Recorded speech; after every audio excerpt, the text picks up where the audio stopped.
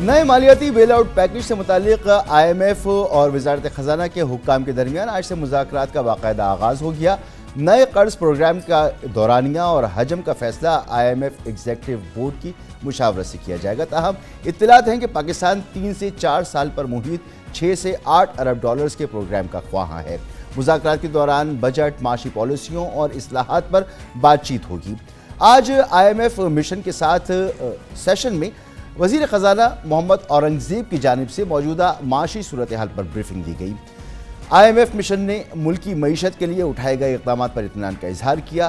ذرائع کے مطابق IMF مشن اور وزارت خزانہ کے حکام کے درمیان اتفاق ہوا کہ آئندہ مالی سال کے دوران حکومت اسٹیٹ بینک سے قرض نہیں لے گی، بیرونی ادائیگیاں بلا تاخیر بروقت کی جائیں گی، درآمدات پر پابندی عائد نہیں کی جائے گی، انٹرنیشنل ٹرانزیکشنز کے لیے بھی کوئی قدغن نہیں لگائی جائے گی۔ اسٹیٹ بینک، وزارت خزانہ اور وزارت توانائی کی کارکردگی سے متعلق معلومات IMF سے شیئر کی جائیں گی۔ اسی کے ساتھ FBR، شماریات بیورو اور مارکیٹ بیسڈ ایکسچینج ریٹ کی معلومات بھی IMF کو دی جائیں گی۔ ذرائع کے مطابق آج IMF مشن نے حکام کو قرض پروگرام سائن کرنے کی یقین دہانی کرائی۔ IMF mission chief Nathan Porter کا کہنا تھا کہ IMF تجاویز پر عمل درآمد یقینی بنایا جائے۔ انہوں نے کہا کہ ملکی معیشت کی بہتری کے لیے تمام سیاسی جماعتوں کو ساتھ مل کر کام کرنے کی ضرورت ہے۔ معاشی استحکام بھی سیاسی استحکام کے ساتھ جڑا ہوا ہے۔ مشن چیف نے یقین دلایا کہ مذاکرات نتیجہ خیز ہوں گے اور IMF پاکستان کے ساتھ تعاون جاری رکھے گا۔ پاکستان کی معاشی ٹیم کے ساتھ آئندہ مالی سال کے بجٹ پر بھی کام کریں گے۔ معاشی ٹیم سے مذاکرات کے بعد IMF مشن نے گورنر اسٹیٹ بینک سے بھی ملاقات کی۔ IMF چیف نے پاکستان کے سامنے نئے مطالبات بھی رکھ دیے، جس میں صنعتی اداروں کو ٹیکس مراعات دینے کے لیے FBR اور کابینہ کی ثوابدیدی اختیارات منسوخ کرنے کا مطالبہ شامل ہے۔ IMF نے پاکستان سے سرکاری پینشنرز پر ٹیکس لگانے اور مختلف پینشن اسکیموں سے ٹیکس کی چھوٹ ختم کرنے کا کہا۔ IMF نے بجلی گیس مزید مہنگی کرنے، خسارے میں چلنے والی سرکاری کارپوریشنز کو فروغ کرنے کی تجویز دی ہے اور 1 جولائی سے ہی بجلی کے بنیادی نرخوں میں اضافہ بھی IMF چاہتا ہے۔ کل سیمینار سے خطاب میں وزیر خزانہ محمد اورنگزیب نے پاکستان کی معاشی جو اہداف ہیں ان کا احاطہ کیا۔ پاکستان نے پچھلے ماہ IMF کے ساتھ اسٹینڈ بائی ایگریمنٹ کامیابی سے مکمل کیا تھا اور اس حوالے سے 3 روز قبل IMF نے اپنی رپورٹ میں کہا کہ موجودہ حکومت نے اسٹینڈ بائی ایگریمنٹ کی پالیسیوں کو جاری رکھنے کا عندیہ دیا ہے۔ تاہم ملک میں سیاسی غیر یقینی اور سماجی خلفشار کی صورت میں پالیسیز پر یہ صورتحال اثر انداز ہو سکتی ہے اور رپورٹ کے مطابق IMF پروگرام نہ ہونے کی صورت میں اگلے 4 برس میں بیرونی ادائیگیوں کی مد میں پاکستان کو 10 ارب ڈالرز کے گیپ کا سامنا ہو سکتا ہے۔ جو تمام صورتحال اس پر ہم بات کریں گے، ہمارے ساتھ موجود ہیں محترم جناب ڈاکٹر خاقان نجیب صاحب، سابق مشیر وزارت خزانہ۔ بہت بہت شکریہ ڈاکٹر صاحب وقت دینے کے لیے۔ ڈاکٹر صاحب، IMF کی ٹیم جب جمعے کو پاکستان آئی تو آتے ہی اس نے ایک رپورٹ جاری کی اور اس میں اس نے کہا کہ پاکستان کے لیے پولیٹیکل انسرٹنٹی ایک بڑا ایشو ہے، ڈیٹ سسٹینیبلٹی ایک بڑا ایشو ہے، اس طرح ایکسٹرنل فائنینسنگ جو ہے وہ بھی اس کے لیے ایک مسئلہ رہے گا۔ تو یہ کتنے بڑے چیلنجز ہیں پاکستان کے لیے؟ مسعود بھائی، good to be with you. پہلے تو یہ سمجھ لیں کہ IMF کا پروگرام جب نہیں تھا تو 4 ارب ڈالر کے ریزروز تھے اور جو ایکسٹرنل فائنینسنگ نیڈز تھیں وہ پوری نہیں ہو رہی تھیں اور پاکستان کے تواتر سے کرنسی پہ بھی پریشر تھا، انفلیشن بھی بڑھ رہی تھی۔ پروگرام ہوتا ہے، ہم نے بالکل اسی طرح بیہیو کیا ہے جیسے کہ ہمیں لٹریچر بتاتا ہے کوئی بھی ملک IMF کی انگیجمنٹ کے بعد بیہیو کرتا ہے۔ ریزروز کا ایک بلڈ اپ ہوتا ہے 9 ارب ڈالر کا، ڈیفالٹ اوورٹ ہوتا ہے۔ مسعود بھائی، I am going to for the first time in your programme say this, اس کا مطلب یہ ہے ڈیفالٹ اوورٹ کرنے کے لیے ہم نے کہیں اور سے قرضہ لے کر اپنے قرضے کی نیڈ کو پورا کر لیا۔ سو ہمیشہ یہ یاد رکھیں کہ بڑی پریکیریس سچویشن سے گزر رہے ہیں اور تھوڑا سا انفلیشن بہتر ہوئی ہے، کرنٹ اکاؤنٹ کا خسارہ کم ہو گیا ہے۔ اس سب کی ایک پرائس ہے اور پرائس ہے کہ جو ایڈجسٹمنٹس IMF نے آپ کے ساتھ کی ہیں، پرائسنگ کی، مانیٹری ٹائٹننگ کی اور فزیکل یعنی کہ ٹیکسز کو لگانے کی، تو آپ کی اکانومی سلو ہو گئی ہے اور شرح نمو 2% سے اوپر نہیں جائے گی، باوجود اس کے کہ آپ نے ایک بمپر کراپ ویٹ کی اور باقی بھی کراپس اچھی دیکھی ہیں اور ایگریکلچر کی گروتھ ہے۔ میکرو سٹیبلائزیشن انشور ہو گئی ہے۔ اب آپ نے اس کو سیمنٹ کرنا ہے۔ اب بھی وہی حالت ہے کہ 22-23 ارب ڈالر تواتر سے اگلے ہر سال آپ کو چاہیے. اس کا یہ بھی مطلب نہیں ہے کہ یہ منیز چاہیے. آپ کو بائی لیٹرل فرینڈ سے 10-12 ارب ڈالر کی ری پروفائلنگ چاہیے. یہ آئی ایم ایف کے بغیر نہیں ہو سکتی. آپ کو ملٹی لیٹرلز کے 5-6 ارب ڈالر چاہیے. یہ نئے پیسے تب تک نہیں آئیں گے جب تک کہ فنڈ کی امبریلا نہیں ہوگی. ویری کیٹیگوریکلی جو کنٹری ڈائریکٹر ہیں اے ڈی بی کے, انہوں نے کہا کہ آئی ایم ایف ہوگا تو آگے انگیجمنٹ چلے گی. ابھی تک کمرشل بھی مسنگ ہے اور ہماری رسائی ابھی تک بانڈ مارکیٹ تک بھی مسنگ ہے. یہاں پہ کھڑے ہوئے ہیں. اب پھر ایک افسوس کے ساتھ پھر آپ کے پروگرام میں کہہ رہا ہوں کہ 24ویں پروگرام کی انگیجمنٹ کرنی پڑے گی فنڈ کے ساتھ. یہ تو گیون ہے مسعود صاحب, بٹ یہ گیون نہیں ہے کہ وہ انگیجمنٹ کیا ہوگی.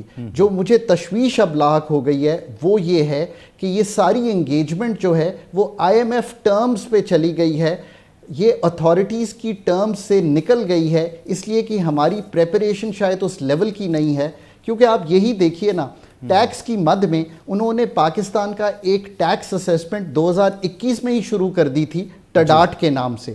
ابھی نومبر دسمبر میں ایک ٹی اے کیا انہوں نے, اس میں انہوں نے یہ کہا ہے, وہ رپورٹ ہمیں پبلک کر دینی چاہیے پاکستان میں, کہ ہم 2% تک نئے پالیسی میجرز اگلے 3 سال میں لیں گے. اس کا مطلب ہے 2000 ارب کے میجرز, جو کہ انکم ٹیکس میں بھی ہیں, سیلز ٹیکس کی ایگزمپشنز بھی جا رہی ہیں, ایگزمپشنز اینڈ کنسیشنز بھی جا رہے ہیں, اور بہت سے فوڈ آئٹمز بھی اس میں شامل ہیں. So we have to be very careful what we negotiate.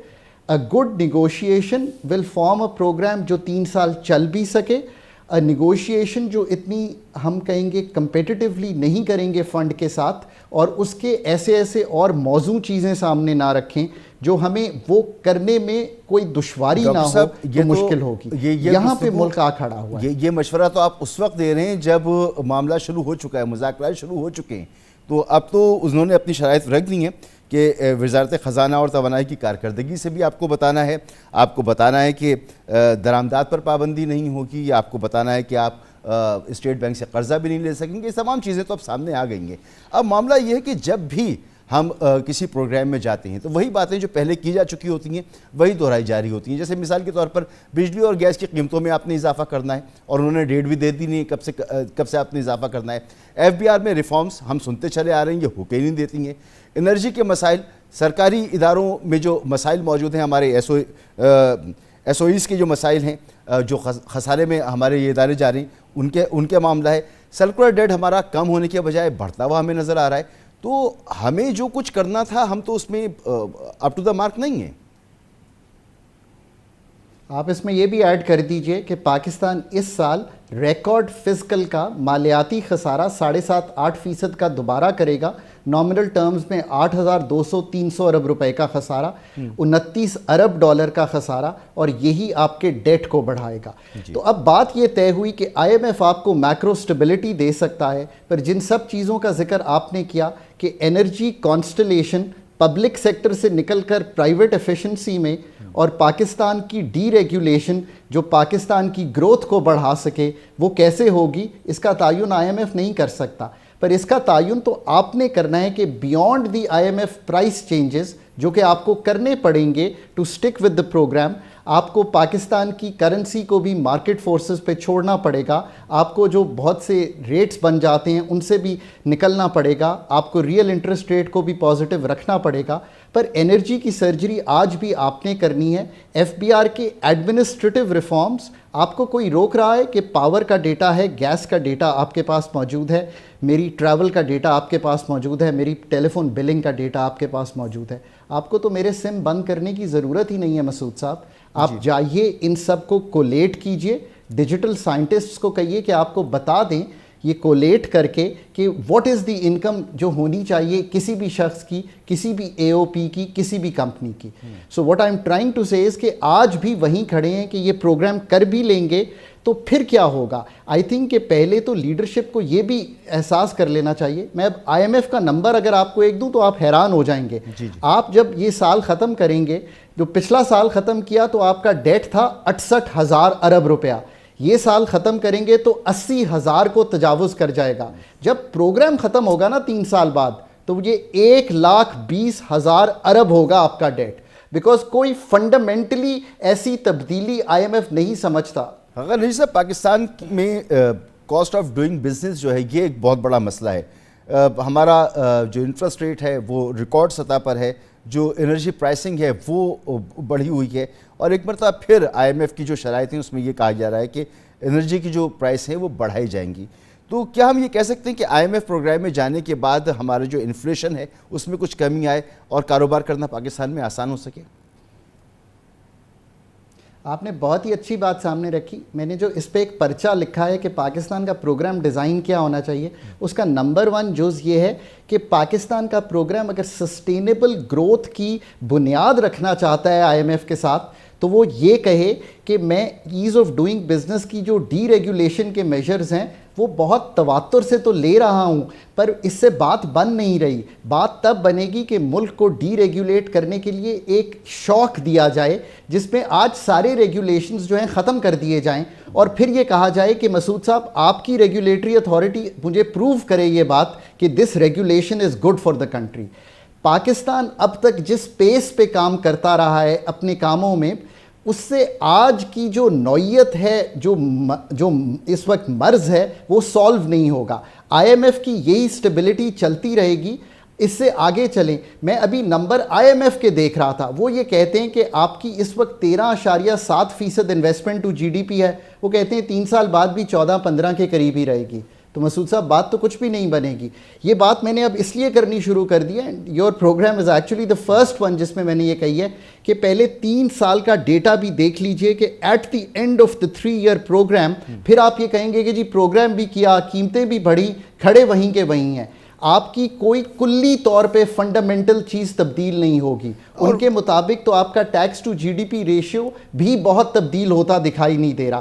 So here's the crux of the issue Masood صاحب, آپ کو اپنا میکرو فریم ورک بنانا ہے اور سامنے رکھنا ہے. چلیے, مگر اب ہمیں گفتگو کو سمیٹنا بھی ہے, تو جاتے جاتے کیونکہ آپ مشیر رہے ہیں وزارت خزانہ میں, کہ یہ جو نیا ہمارا پروگرام ہونے جا رہا ہے اس میں قوم کے لیے, ملک کے لیے جو سخت ترین شرائط کیا ہوں گی؟ دیکھیں, سخت ترین چیلنجز یہ ہیں کہ جو ہم طے کریں گے وہ ایک تو بڑا کلیئر ہے, یہ 2% کی آف جی ڈی پی کی ٹیکسیشن نئی ہے, اس کو بہت دھیان سے اگلے 3 سال میں طے کریں کہ اس کا بوجھ ان طبقات پر پڑے جو اپنے فیئرنیس کے لحاظ سے ٹیکسز نہیں دے رہے. دوسرا کام جو کر سکتے ہیں وہ یہ ہے کہ ٹیکسز کے نظام کو آسان بنائیں اور مساوی بنائیں. اگین آپ نے پروگرام رکھنا ہے, آئی ایم ایف نے تو میرے سامنے پروگرام رکھ دیا ہے اپنے ٹی اے کے تھرو. نمبر 2, بجلی کے نرخوں میں اضافہ ہوتا چلا جائے گا جب تک کہ ہم اگین اپنا پروگرام ان کے سامنے نہیں رکھتے. اور یہ بھی یاد رکھیے مسعود بھائی, they don't have an expertise in this sector. Their expertise is not to revamp your energy sector. یہ کام آپ نے کرنا ہے.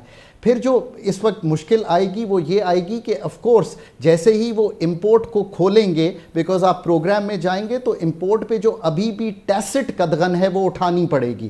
جب آپ ٹیسٹ قدغن اٹھائیں گے تو امپورٹ کا پریشر بڑھے گا, روپے کی قدر پہ دوبارہ جو ہے اس طرح کا جو اس وقت پریشر ٹوٹ گیا ہے وہ آ سکتا ہے. تو اس کو مینیج کرنے کے لیے فنڈ فلوز کو انشور کرنا پڑے گا. بہت بہت شکریہ جناب ڈاکٹر خاقان نجیب صاحب. یہاں پر لیں گے ایک بریک, اور بریک کے بعد بات کریں گے کہ جناب شاہد خاقان عباسی کے نون لیگ چھوڑنے کے بعد سے یہ قیاس آرائیاں تھیں کہ ایک نئی پارٹی بننے جا رہی ہے. مفتاح اسماعیل ان کے ساتھ تھے, مصطفیٰ نواز کھوکر اور کئی اکابرین ان کے ساتھ موجود تھے, اور اب مفتاح اسماعیل صاحب نے باقاعدہ اس سے نئی پارٹی جو کہ وجود میں آ رہی ہے اس کی کچھ تفصیلات شیئر کی ہیں. بریک, اور بریک کے بعد مفتاح اسماعیل صاحب سے ہی پوچھیں گے کہ ان کی پارٹی کب لانچ ہو رہی ہے, کیا اغراض و مقاصد ہوں گے, اور کس طرح وہ ملک کی سیاست کو آگے لے کے چلیں گے. ایک بریک کے بعد.